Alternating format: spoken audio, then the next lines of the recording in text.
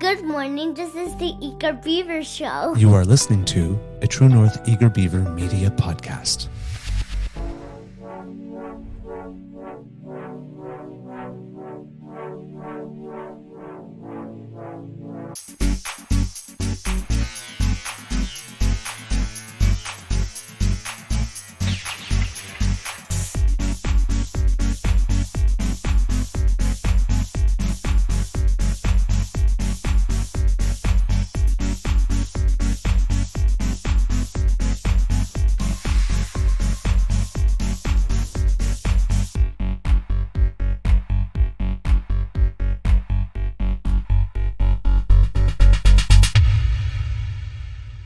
The True North Eager Beaver podcasts are proudly brought to you by our founding sponsors, the Miss V Mysteries from Corvid Moon Publishing, your source for science fiction, fantasy, and cozy mysteries featuring a broad diversity of characters.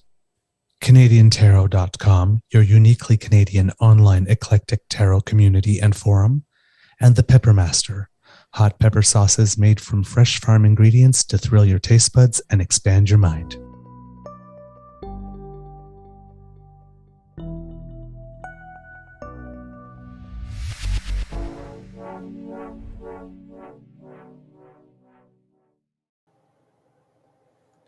Well, good morning and hello, kids, and welcome to Season 3 and episode number 288 of the Daily Beaver Morning Show here on the Crier Media Network. Yeah! Ooh, yes, delayed jazz hands there for Mr. Grizzly. Today, recording day is Thursday, January 4th, 2024. Because yesterday when I promoted the show, for some reason, I wrote 2023. I did see that. It was somebody who pointed it out, and I had a good chuckle, and then you're like, oh, crap. Yes, I do know what year it is. That's common, though, when the calendar switches. Yeah. I don't know how many times back in the days when we wrote checks, I'd be writing the wrong, Mr. Atkinson, oh, shit. They go, don't worry. We do that hundreds of times a day. Well, the odd thing is that I got it right when I was promoting on Facebook and got it wrong when I was promoting on Twitter. Well, these things The happen. first time I wrote 2024, every other time after that I wrote 2023. Don't know why. Oh, man. I'm your host, the Eager Beaver, pronouns he, him, hey, Mr. Beaver A. And with me, as always, is my good friend, Mr. Grizzly. And it is going to be what is not a normal January day here at the Beaver Lodge, 4 degrees Celsius going up to 6. Yeah, that's very strange. We got a little snow here last night, actually. Oh, you did? Yeah. I'm get it on the feed here. I'm getting worried for the summer because last year's wildfire season was terrible, and it's going to be the second year of an El Nino, which are in the cycle is usually the worst one. And so far, there has not been much precipitation, either rain or snow. We've had lots of gray days, but not a lot of moisture. This is not going to be good unless we get it's disturbing. It is troublesome. I'm quite disturbed. You can see I'll just show you that. Here's the current look at the nation's capital. It actually looks like we're going to have a sunny sky. And I checked the weather records for the last few weeks. We had 3 sunny days in all of December. 3. Yee. 3. Yee. Yep. Man, that's hard on the system. Oh God, I can imagine. Down here, I think it's going to be, mostly, not very much sun too, but at least 3 days this week they're planning to see that there's going to be some sun, and it looks like there's going to be a little rain this week and some wet snow. So hopefully there'll be more of that because we desperately need it. We have our regular nibble for you kids, but before we do anything else, let's ask Mr. Grizzly how his mental health is doing today, sir. Well, sir, you know the old saying,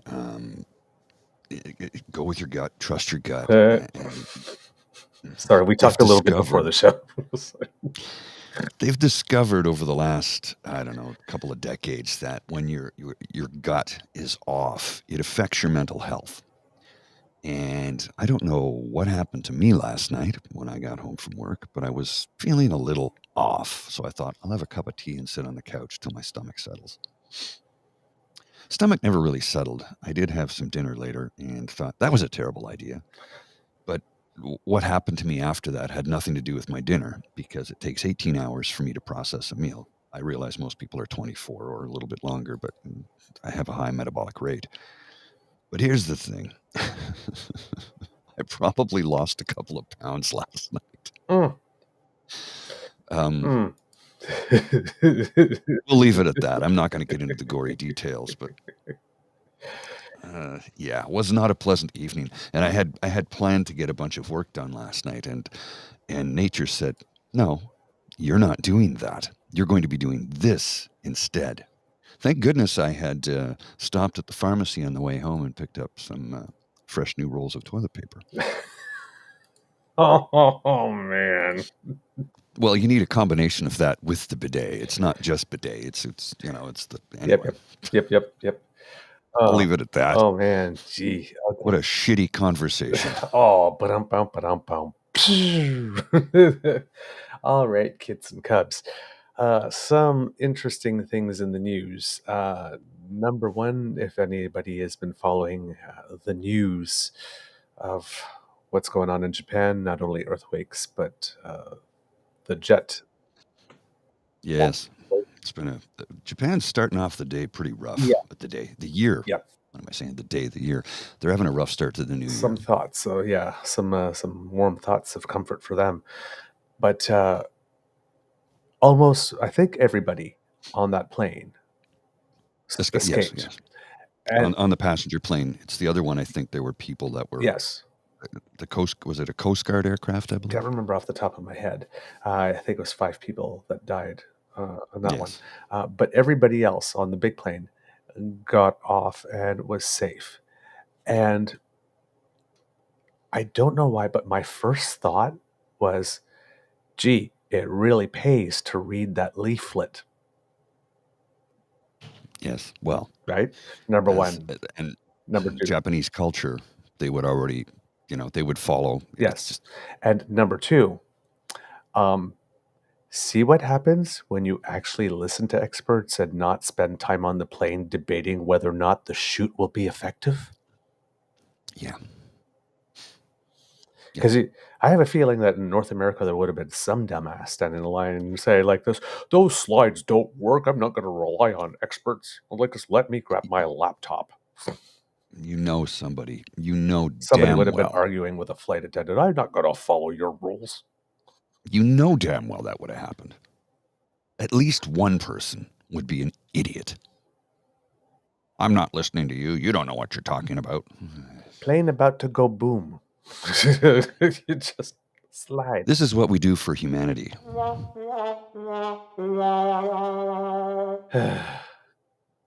Yeah. So, the slides are down. Just get your butt out the plane. Take your shoes off and go down the slide. We can argue about whether or not shoots are effective when you're off the plane. Yeah. Okay. And the reason they tell you to take your shoes off is so that, if you're wearing a sharp, Yep, that you don't pop the chute. You don't. Yeah, you run the risk of... wrong. Yeah, I know. Yeah. You run the risk of damaging the slide.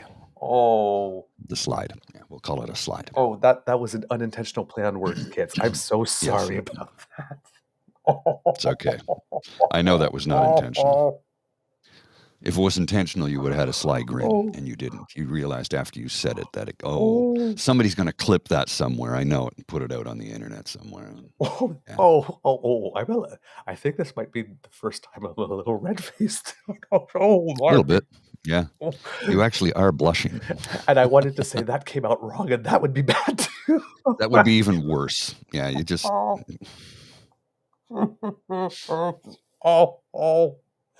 Oh, the Juno Daily Beaver for all your scatological humor. Yay. No. Oh, jeez. Ouch. Oh, man. So, glad that everybody, at least on that plane, is okay. Thankfully. Yes.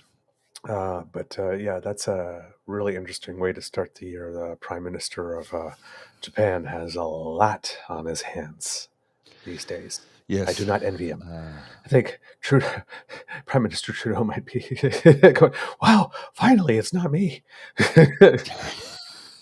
Well, maybe. Sheesh. Maybe. Wow. All right. Also in the news, big news that came out. A lot of people were waiting for this, but court documents related to Jeffrey Epstein were released yesterday. 943 pages released last night, which include transcripts of depositions from a civil lawsuit filed by one of his victims. Public interest was so high that the website crashed. Mm-hmm. Really? Yep. Oh, yeah. There were no new allegations in the documents, no new co-conspirators named. Of course, the main co-conspirator, she goes by Ghislaine Maxwell, even though her name is spelled Ghislaine. In French, we would say Ghislaine, but Ghislaine Maxwell is what she goes by. I would say Ghislaine as well, but they say Ghislaine. Yeah, Ghislaine. So she's in jail, of course. And most of all the names released were people that were already publicly linked to Epstein, so there was no surprises unless you hadn't heard the names yourself. Except what David Parker tried to spin as a line of utter bullshit. And I don't know if you saw that or not. Yeah, we'll get to that. Okay. And so, Prince Andrew, for whom there were some allegations of wrongdoing, is on the list, but there are other people on the list. President Bill Clinton, former President Donald Trump, for whom there are for Bill Clinton, there are no allegations of wrongdoing. Trump, there are no formal allegations of wrongdoing. There are some suspicions based on other allegations that have been made against him in other parts of his life. So people are wondering if you did it potentially, like, for example, to E. Jean Carroll, then maybe you had you have a history of knocking on the doors of your Miss Teen pageants while people are in various states of undress, then maybe. But no allegations formally, specifically. Former sex crimes prosecutor Dan Shore made a point of saying, just because the name is on the list, that should not be an automatic association of guilt. There are other names like Michael Jackson, magician David Copperfield, that are among the list of dinner guests. But again, no accusations with regard to them either. I met David Copperfield years and years ago. Oh, did you? He's really tall. Yes. Yeah, when did I meet him? 1988, 89, 1990, something like that. Yeah. I met him at the Chérie in Hull. Oh, okay. Yeah. I used to DJ there, but I wasn't DJing there when I met him. It was just for a big anniversary party. There's a lot of celebrities there that night, too, if memory serves. But David Copperfield was one of the special guests. Willie Ninja was there. They brought him in from New York City when voguing just became a thing. Ooh. And then Madonna released the song like a year later. Yeah, he was there doing it. It was cool. I got to meet him. He was a unique individual. Voguing, voguing was so much fun. It didn't last long as a craze. I mean, it lasted long for those who were into it. It was a big thing. Actually, there's a great TV show called Pose that was about the entire culture. Really, really good show. But it was so much fun. I have to admit, it was a lot of fun. The song Vogue by Madonna is still a guaranteed dance floor banger. It has just got the perfect BPM. It's got the perfect sound. It's got the perfect mix. It literally never, ever fails. And I don't care how old you are or where you've been. You throw that on the dance floor. If things are lulling, it works every single time. Oh, yeah. It never fails. Oh, yeah. Well, it's a song with attitude, too, right? Yeah, because you throw that on. You can't Vogue if you're not giving face while you're doing it. Well, so you throw that on. If like things are failing, throw that on, and they'll get people on the dance floor. And it's like, shit, what do I follow up with? Throw on "I Will Survive" by Gloria Gaynor. Okay, and first things first. Every rainbow person is on the dance floor instantly. Oh yeah, that's like a national anthem. Not only that, they did a poll not too long ago, and they came up with, what is the most popular song in the rainbow community? And that one won by a gigantic Oh, yeah. landslide. And then there's like Diana Ross's "I'm Coming Out," and Yeah. And here's the thing: it's like not just for the older part of the community. Oh, no, but for everyone. Oh, yeah. There are certain songs that transcend generations. Yes. Yeah. And those are three of them. Anyway. Yep. We got a little off topic. That's all right. So yeah, those documents came out, and well, you take it away on David Parker, because apparently there was an attempt by some people to try to doctor documents to include the Prime Minister on this list. If I can find the tweet here that David Parker put out, who, he said that the Prime Minister of Canada, Justin Trudeau, was on the plane. That was immediately debunked by USA Today. I don't know how many people. And Newsweek. Yeah, there it is. I found the tweet. Here it is. And I will share it on the screen in just a second here. I'll just blow it up for you. It's like, dude, somebody's going to sue you for this because you keep saying these things. And how he keeps getting away with it is beyond me. But Justin Trudeau was on Jeffrey Epstein's island. There is no known evidence to support the claim that Justin Trudeau was ever on Jeffrey Epstein's island. And then some of the replies, because apparently Theo Fleury also said this. It's like libel. David Parker should be in a mental institution or jail. This is Daniel Smith's closest advisor. This is the face of Pierre Poilievre's supporters. And this isn't a long line of stuff from conservatives, like going back to the days of Paul Martin with that press release, Paul Martin supports child porn. Yeah. Back in the day. They really have it. They really are obsessed with this whole calling everybody a pedophile. But what the hell, man? Yep. I don't get it. Yeah, I know. I was surprised, though, that Parker was the first one I saw to say that, and Nazi Caillou. I didn't see anything from him. I'm sure he probably regurgitated that line, but I just didn't find it anywhere. Mm-hmm. So it's and there's how would you put it? There's been a concerted effort over the years to try and portray the Prime Minister as some type of sex offender. Right? Oh, yeah. Why did he really leave that school? And then there was that true grope thing, hashtag for a while. And even Poilievre brought that up in the House of Commons. Yep. Why did he really leave? Yep. Oh, you piece of shit. Yeah. And then there was the time where they had that big event in Toronto for Bianca Andreescu after she won the U.S. Open. And next thing you know, it was like people were taking pictures of him next to her and go, oh, gee, if I was a father and Trudeau was that close to my daughter, I would, like he would be making sexually advances on Bianca Andreescu on a stage with cameras rolling, with his wife there. Yeah. Really? Like, so there seems to be some type of concerted effort. It was just terrible. And meanwhile, we have underlying current of, wasn't the drummer in Stephen Harper's band have some issues? Yeah. No relation. Doesn't reflect poorly on former Prime Minister Stephen Harper, because you don't know. It's someone else. And then there was Senator Don Meredith, man of God, apparently, who is making some inappropriate comments to people and using his status as a pastor, mixing that in with that.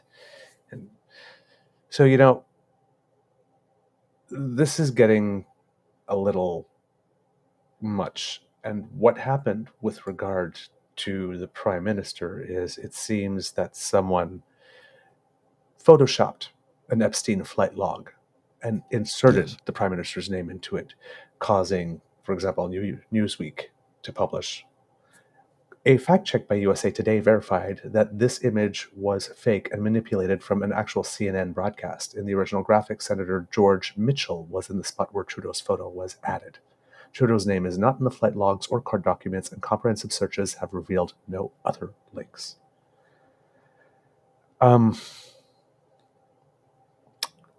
How can I, when you're saying libel, yeah, But we just had an interview with lawyer Douglas Judson about how it is, at least in Ontario, you can't use it as a defense in slap legislation or in a slap action or anti-slap action to say randomly calling someone a groomer or a pedo is just my freedom of expression. No, it's not. You'd think people would have taken a tip from that. Apparently not. Well, you think David Parker watches anything we say or do? No, clearly not. Of course not. He lives in his own bizarre little world. And why are... I mean, come on. The man was homeschooled by a pastor. Not that there's anything wrong with that. But my question is, why is the premier of the province of Alberta taking advice from him? Yeah. He has no real world experience. No. I'm sorry, he doesn't. And why would you be taking... when you put a tweet out like Parker did, it seems to me that if you were a politician that was associated with him, the first thing you would be doing is running to a camera or a microphone saying, no, and we are cutting all ties. But they don't do that. And it seems to me that if you were in the media, one of the first things you would be doing next time she has press availability would be asking her about that. Well, I'm not going to say that Parker's an idiot. He's not. He knows what he's doing. He knows what he's doing. He's a manipulative little shit. Yes. And he's good enough in a one-on-one interview style thing to realize he's out of his depth and will change the subject immediately. So he's not an idiot, but he is a manipulative little shit. And I've said time and time again, he's going to push the wrong person too far and going to pay by that. I don't, when I say pay the piper, that means somebody's going to sue him. Somebody's going to dress him down. I don't know. But his find out day is on the horizon and he is going to face it. And, a lot of people have tried to help him and say, dude, dial it back. But he doesn't listen. Yeah. He doesn't listen. And I believe there was another instance of this recently. I can't remember off the top of my head, but I remember there was a bill that was proposed in the House of Commons as the session was ending that Liberals voted against, and you had Conservatives going out again saying, that they didn't want to protect kids with regard to pornography and sexual exploitation. Mm-hmm. We're talking about the father of 3 children. Yes. You think he doesn't want to protect them? I just don't understand this thought process. And also, it's the people that, okay, let's get into this for a second here. The people who blame Justin Trudeau for every ill in their lives because Pierre Poilievre has told them to blame him. Because that's what it boils down to. People like Parker and Poilievre and Smith and Moe. Not Doug Ford, though, for the most part, surprisingly. Yeah, but he doesn't go there. He doesn't go there. So I'll salute him for that, Doug. I mean, you're a horrible human being, and you've done millions of people a disservice and damage across the province of Ontario. But you are smart enough to not go there because it's all bullshit. And Doug's full of shit, but for some reason he doesn't cross that line. Maybe it's because he's actually had a human moment with the Prime Minister. I don't know. I'm not even going to speculate. But what I'm getting at is there's so many people that are blaming every ill in their life on the Prime Minister. The price of groceries, the price of gas, why isn't healthcare? I'm like, okay, to begin with, groceries and gas are private sector things. He doesn't control those. No Prime Minister ever has. You're upset about the price of groceries? Well, you can call your MP and your MPP and complain, but I don't know what they can do about it. It's private sector. So unless you want us to nationalize the grocery stores, there's not much we can do about it. There really isn't. Supply chains, those people get screwed. In the end, it's the profiteering of these big corporations.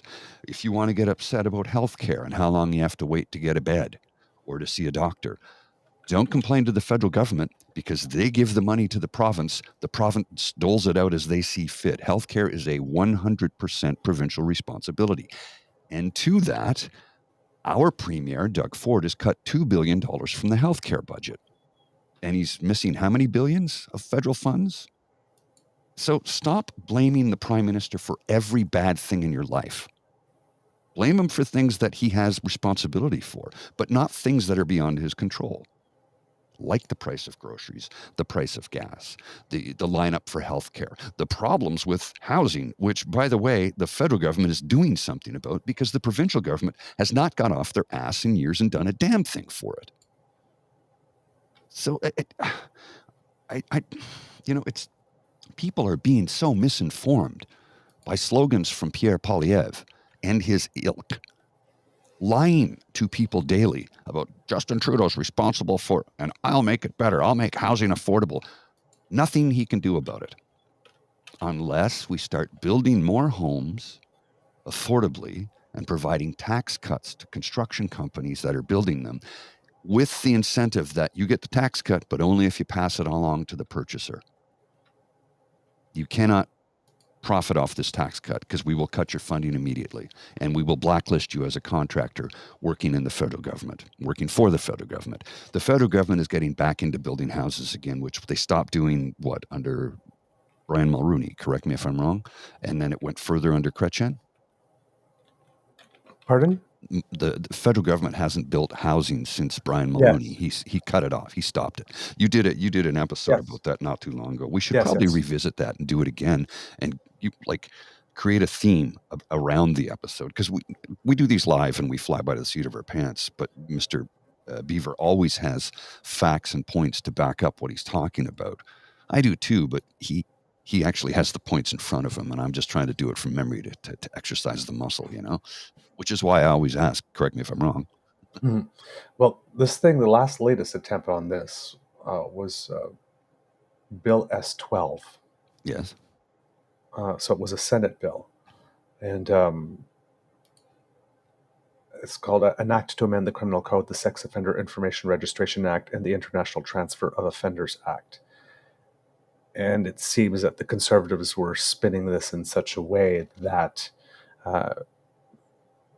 the Prime Minister is trying to make it such that people who are sex offenders no longer have to register. And therefore supports the exploitation of children. Mm.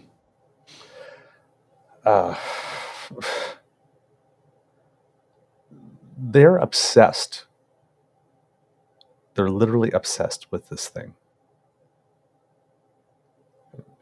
You're right. There's a limit.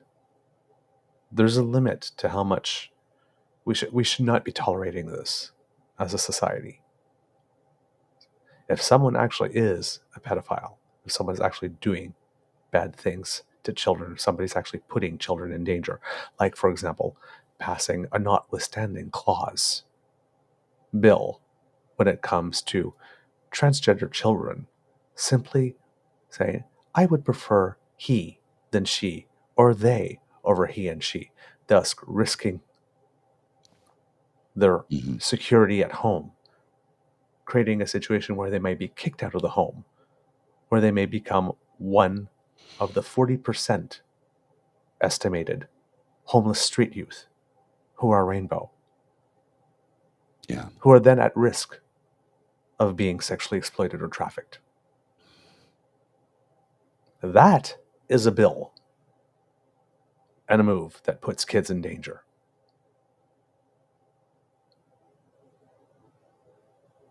Then you speak out and you worry. But this type of stuff? Yeah. I'm sorry. There's got to be a line, there's got to be a limit. And people who are doing this, people who are doing this are not your friends and do not have your best interests at heart. No, they don't. Don't vote for them. Don't donate to them. Don't. They don't care about you or I. As I've said time and time again, and I'll continue to say it, they do not want to govern. They seek power to rule over you. they will create Gilead if they ever were to ascend to the office, the highest office in this land.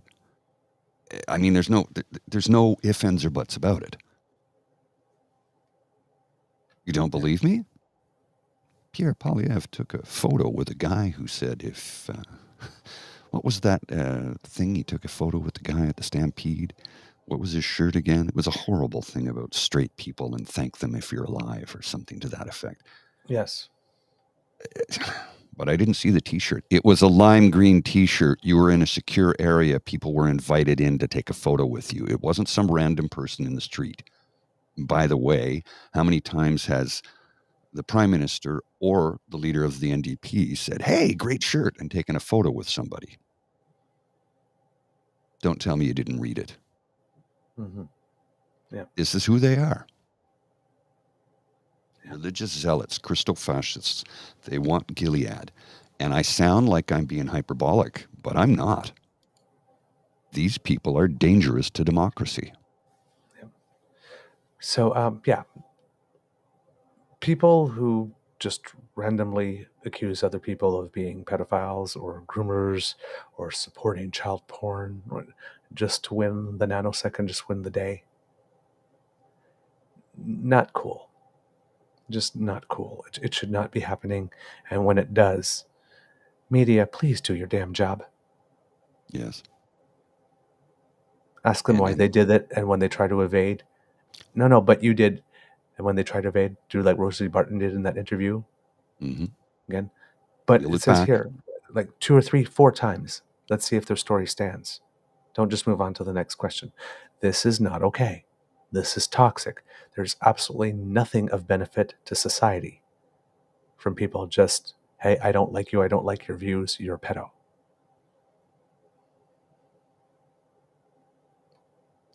Yeah, it adds nothing. And it's the thing that he just continues to get away with it. And it's the worst thing you can accuse another person of. Could you think of something worse? Because I honestly can't. Other than actually like eating babies? Yeah, I suppose that would be worse. But I mean, like, come the F on. All right. Well, don't forget the whole Pizzagate thing where they thought they were had a sex trade ring in the basement of a building that doesn't have a basement. Yeah.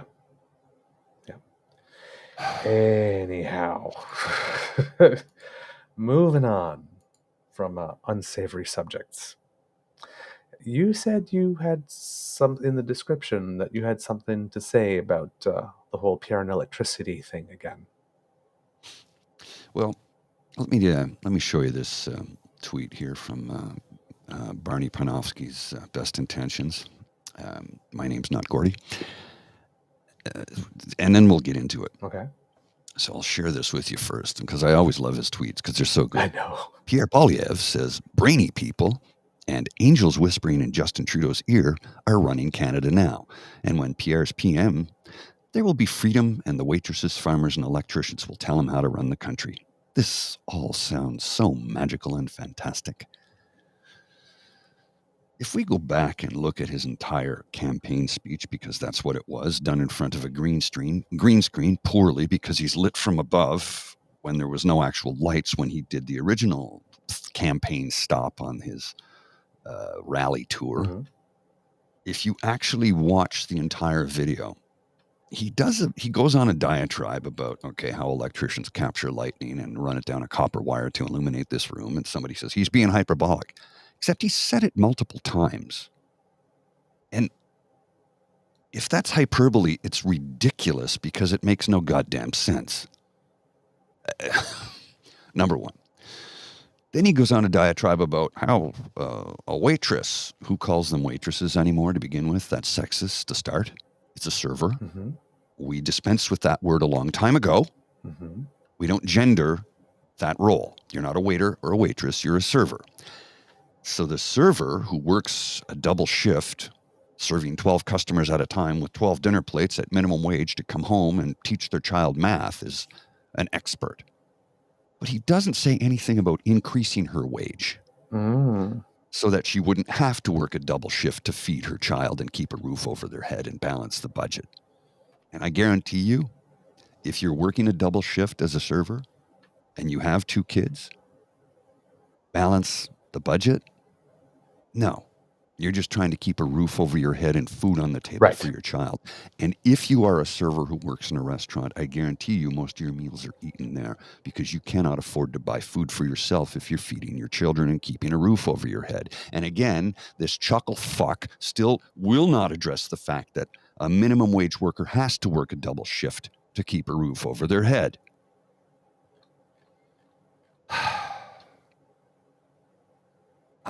I watch the video, and every time I watch it, I get angrier about another thing that he says. You're the experts. He wants to deny experts in this country of doing things that they do. Until recently, Canada was the most educated country on earth. Did you know that? Mm-hmm. Yep. We were just surpassed by South Korea. Yep. 67% of Canadians have a post-secondary education. Yep. Korea has 69%. They beat us by 2%. Yep. This is just recent. Yes. We've been the number 1 country in the world for a number of years. So come on, Canada, let's get better. but it's like the whole point of it is that you've got people that are learning to become experts in their field.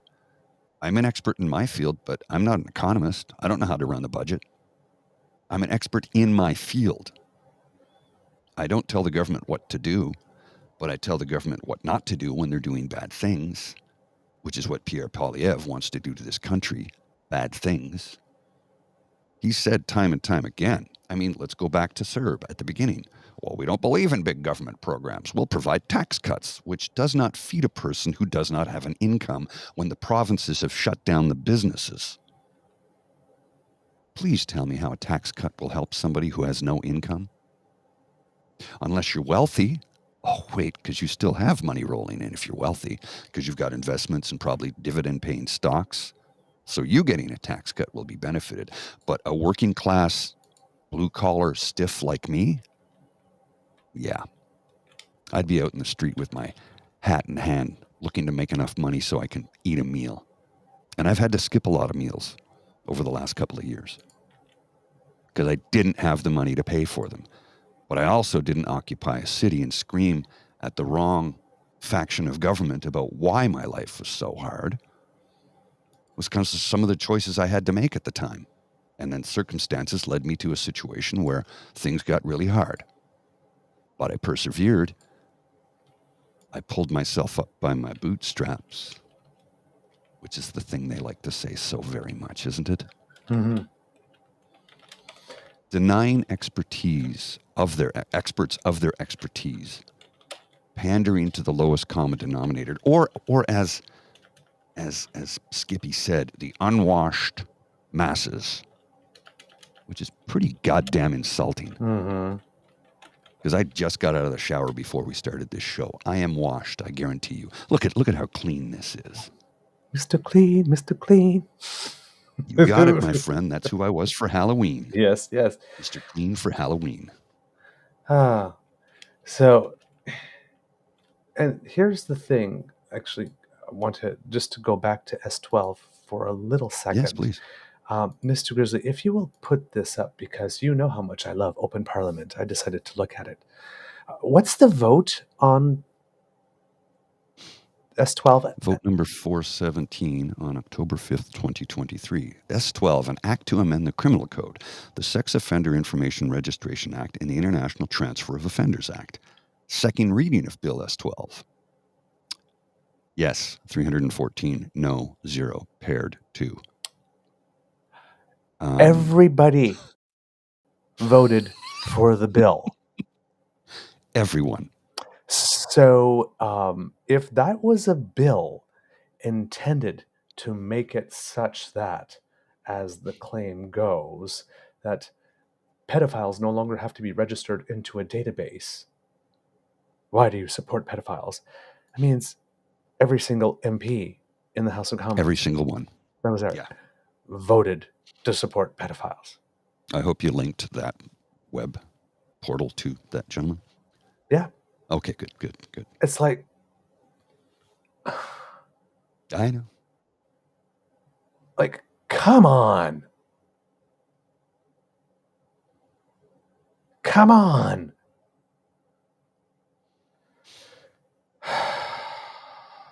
Gotta effing be kidding me, man. All right. So Skippy's being a dork. His fans are being a dork. Oh, God, yeah. Nothing new in Canada. No.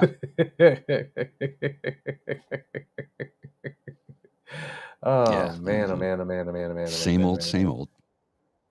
I know. Did you see Lisa's? She's got a 7.5 minute video. I'll link to it so everybody can see it. Let me just pull it up here, and I will provide a link so that everybody can see it. And I'll put it in the chat here, because if you haven't had a chance to see it yet, I think you really should. This is just classic Lisa. She really goes for the throat on this one. And I had a few people attack me over saying that Skippy's lost his mind over his commentary about how electricians capture lightning from the sky and run it down a copper wire to illuminate this room.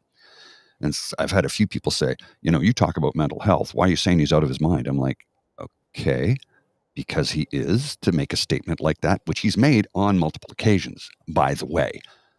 And when you deny experts and expertise, that's an insane statement. Yes. And as somebody who has mental health issues, I can tell you, he should not be anywhere near the reins of power in this nation. I'm calling him out because a politician who is the leader of the loyal opposition is saying outlandish things that are nonsensical, that are dangerous. They should never be near the reins of power. Ever. Yes. So call me out if you want. I really don't care. I have a clear conscience on this. Somebody who has a mental health issue, like he clearly does, should not be anywhere near the reins of power. Or at least should be receiving some sort of psychotherapy and perhaps some medication. But he's unhinged. And not only that, he green screened the whole thing. It was so horribly done.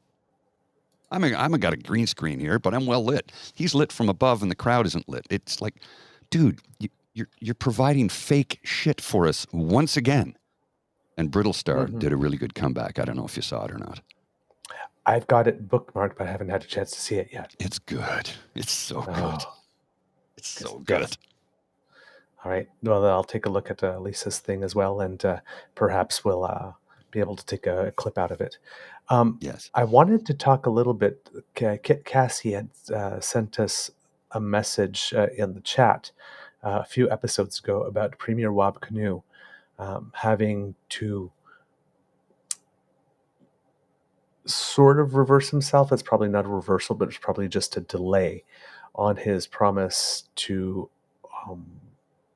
open up new ERs, I think, and open up some and build some schools. I don't quite remember. I had saved it so that I could talk about it later, and I do not remember where I put it. I am so Kit Cassie, if you are listening this morning, if you could send us something, yes, at truenortheagerbeaver@gmail.com.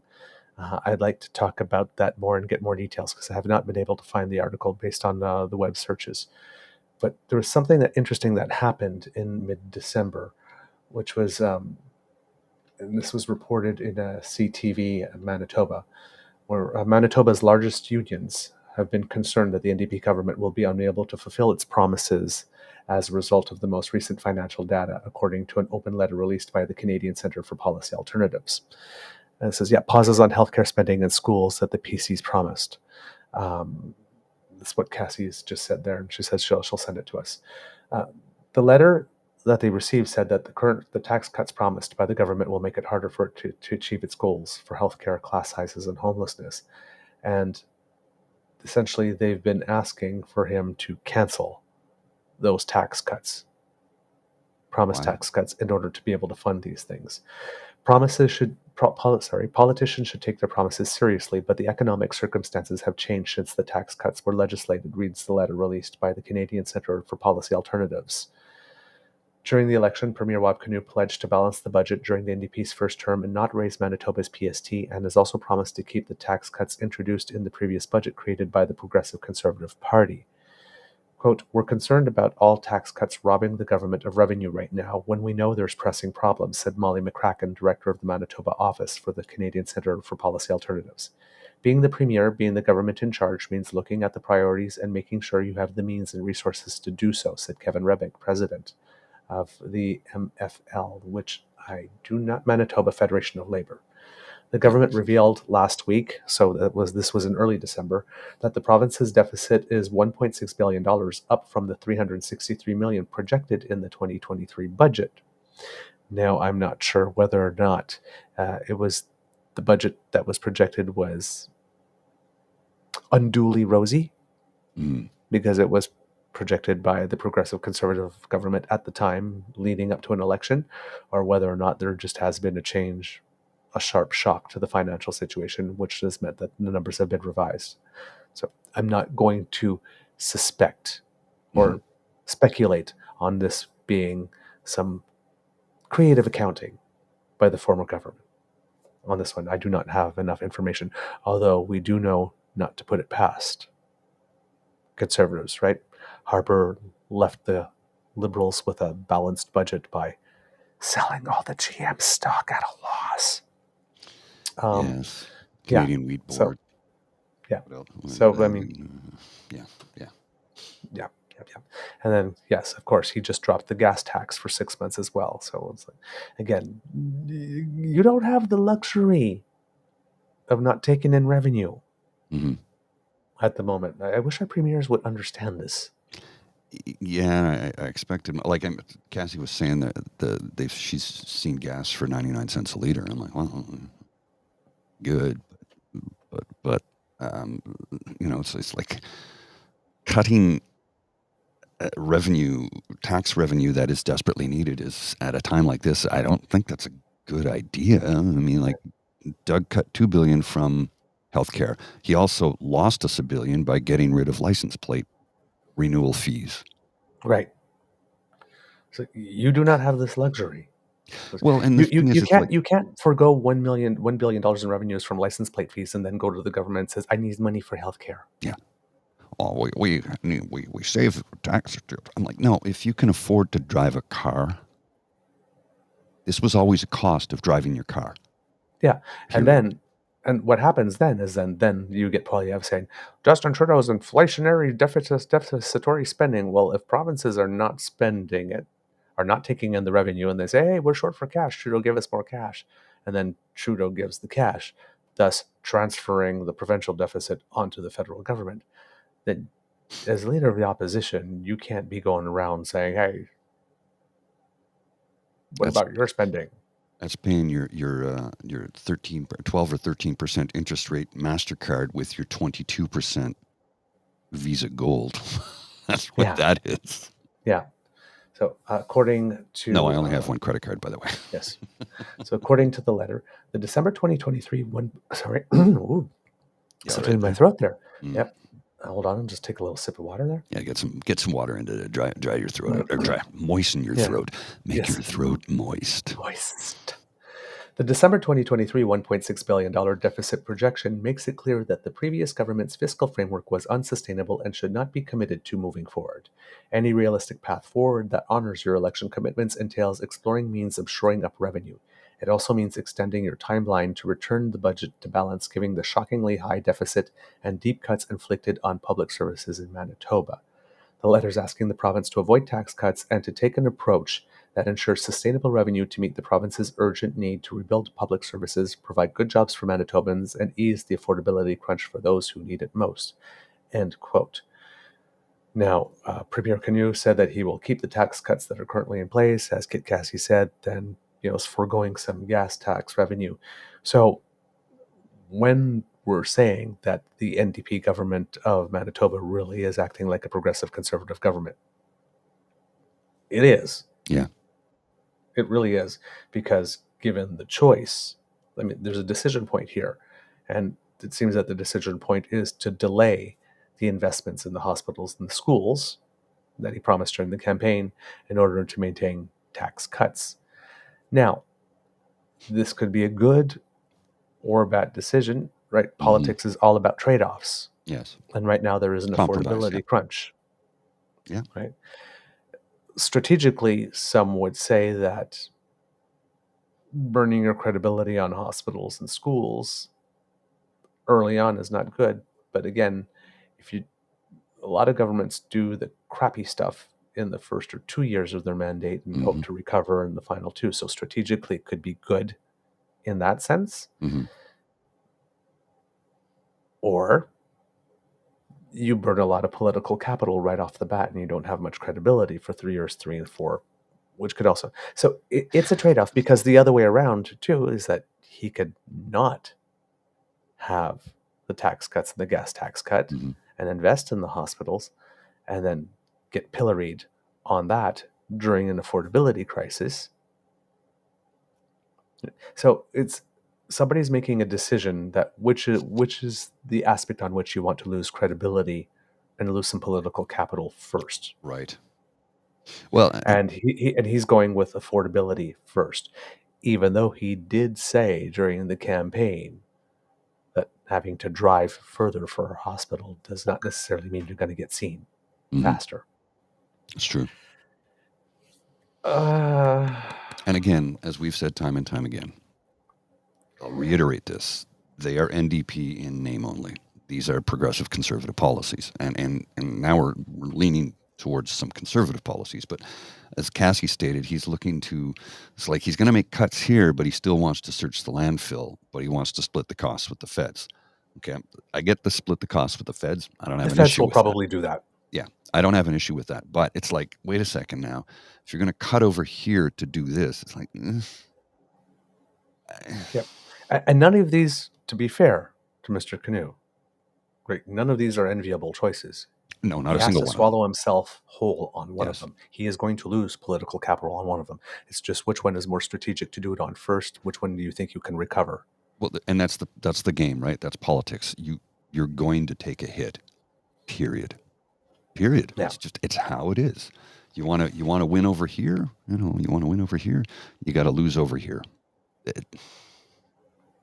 It's just how it goes. Yep. You can't make a litany of promises that most of which are just not possible to keep ever, without learning that you're going to have to make a sacrifice and a compromise, and that's just how it goes. You can't make everyone or keep everyone happy at all times. It's impossible. But this is the difference, however, between making a promise that you will not be able to keep, because they did overpromise. Oh, yeah. And making a promise and finding out it can't be kept. Yes. Which is what happened to the Prime Minister on electoral reform. Right. Well, he made the promise. He took the steps. He had the public consultation. When that didn't generate enough activity, he did the compass polling that everybody said was trying to gear it toward. But he kept on trying to find an avenue. And he realized that he met up against a wall that the Bloc Québécois and the Conservatives were just not going to allow it to happen. And that the NDP and the Greens were not going to allow any other option but proportional representation to be considered at all.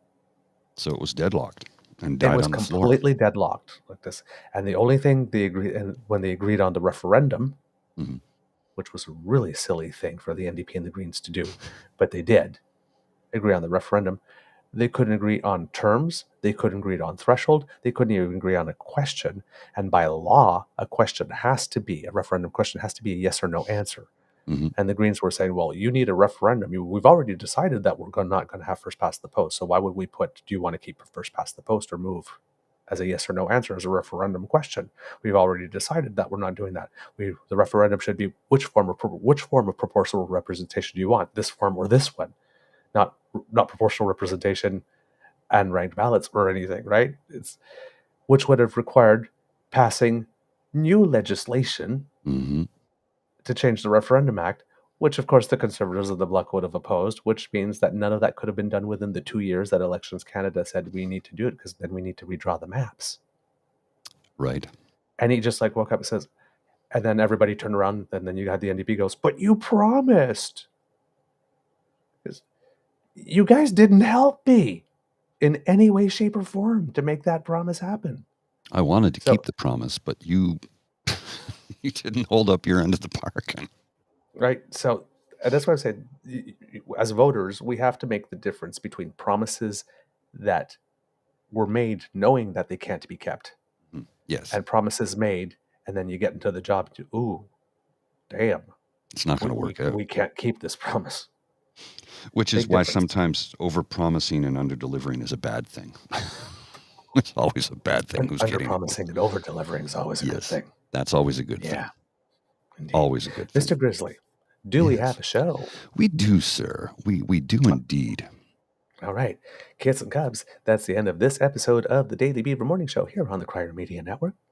We hope that you enjoyed listening to us because we love making this for you. We wake up very early to do this for you. I start at 5 a.m. Yes. Remember that sharing is caring, so please tell your peeps and poops all about us.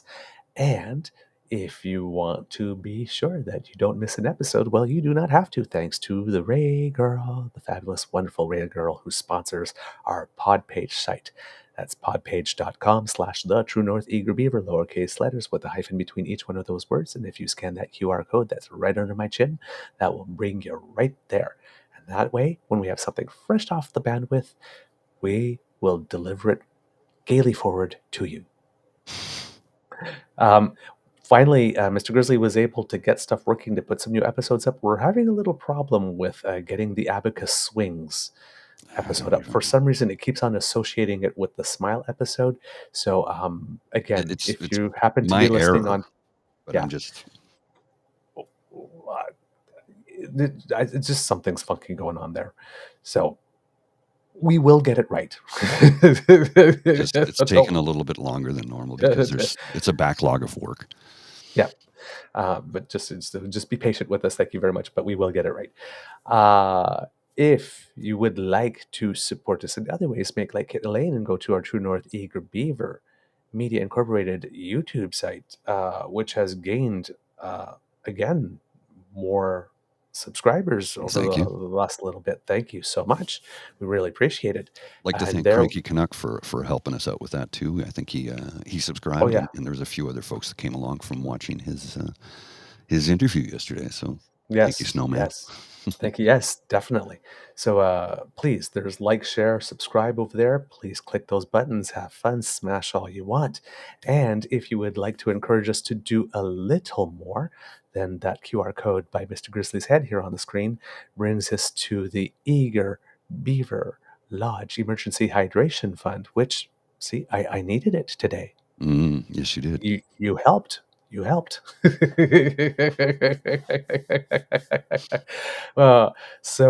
Yes, to get there, you go to ko-fi.com/eagerbeaver, lowercase letters, all in one word. And that's where you can make a contribution to help keep this show going. Thank you very much. We appreciate everything you do. Of course, because democracy is something that you do, go get your shots. What's going on in the hospitals in the province of Quebec. And it's happening other places in Canada too. Yeah. There was one hospital, I think, in Quebec. I think it was the Royal Vic. I think that's like over at a 200% capacity. 200. I feel for our healthcare workers right now, and not just the doctors and nurses, but the orderlies, the maintenance staff. Like everybody is overwhelmed in the hospitals right now. Everyone. So yeah, there was something on the national yesterday about, I think, even though the governments are saying like we're hiring like never before, we're like 33% short on nurses. That's needed. I mean, it's just in Ontario, we can thank Doug Ford for cutting and then refusing to give them a raise, which they damn well earned and deserve. And then, of course, Mike Harris's wife has a company that is a staffing association of nurses, where they pay them a little bit more, but don't give them any benefits. Work them to the bone and charge us, 4 times as much? 3 times as much. Yeah. So for the same service. Yeah, and they're hanging around in hospital parking lots, poaching the nurses away from the hospitals.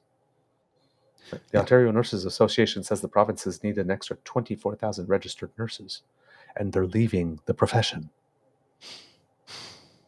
We're not recruiting them. So it's like, when your best healthcare policy is don't get sick.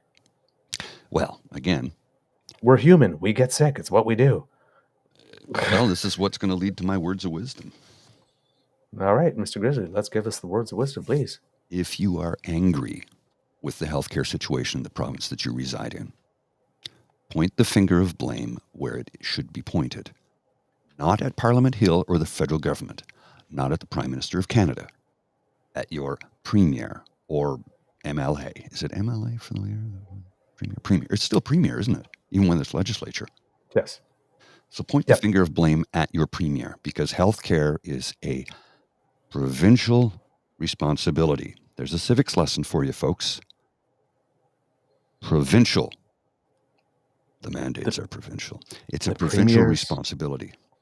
The premiers are the problem. They are the problem. I'm looking at this here. I have the data in front of me. As of Sunday morning, the average stretcher occupancy rate in Montreal was 125%, according to Index Santé. The Royal Victoria Hospital was at 221%, the Montreal General Hospital at 184%, La Salle Hospital at 180%. The occupancy rate in the Laurentians was 151%, with Mont-Laurier Hospital at 220%. Average occupancy rate in Lanaudière and Montérégie regions was at 175 and 142% respectively. In the latter region, Barrie Memorial Hospital was at a whopping 280%, with Anna Laberge Hospital at 181. Mauricie, Centre du Québec, and Eastern Township regions were both averaging 114%, while the Capitale Nationale region was at 106%. This is ridiculous. Talk to your MPP, your MLA, and your Premier. And I don't mean via Twitter or Facebook or email.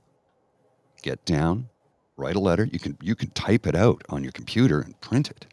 And hell, if you can't do that, you can go to a store and print the document. You can write it on your phone and Bluetooth it to a printer at a Staples store. Some corner stores have printers available. Print it, drop it in an envelope, and send it. You don't even have to pay postage. Postage is covered. Send it to your MPP, your MLA, and your Premier, because or better yet, they are the ones who are responsible. Or better yet, call and ask for a meeting. Do that. Performance review. Yes. All right. Remember, we pay these people. Yeah. And they're not working for us at the moment. Clearly. All right, Mr. Grizzly, roll them credits.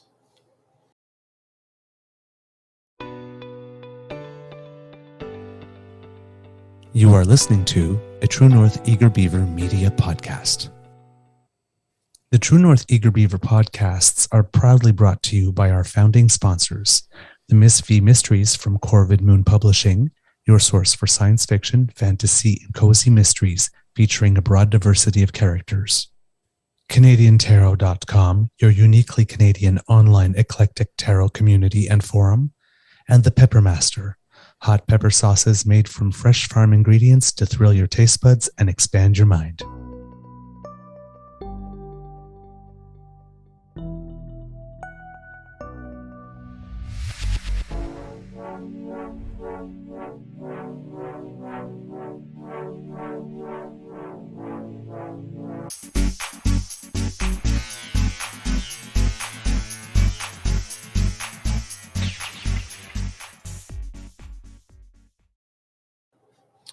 For the Easter egg, we have the Eager Beaver curling report, because you all wait for it with bated breath. It was an up and down day yesterday. I played the two best matches of my entire life yesterday. And in the first match, so close. I had to make a shot to seal the deal. We were playing against somebody who goes to the provincials. And we were winning. And my last shot, I didn't have the last shot in the match, but my last shot, it had to go, it could have been in front of the rock, behind the rock, way a little to the side, a little angled to the rock, anywhere but right beside it. And I put the rock exactly right beside it, allowing the guy to do a double takeout, and we lost. The evening match, we were playing against, that was our doubles team, we were playing against the number one team in the entire league. and it was a must-win match for us to have any chance of remaining in the A division. And I made the perfect tap back on the last shot of the match, clutch, for 3, and the win. We beat the best team in the entire league. Oh! And now next week we have to do it again. Because now the best team in the league is now number 2 because we beat them. We have to play the best team in the league now, next week, to try and remain in A. Well, give it the old college try. Yes, indeed. All right, kids. But hey, just a little moment of success. I delivered in the clutch. See ya.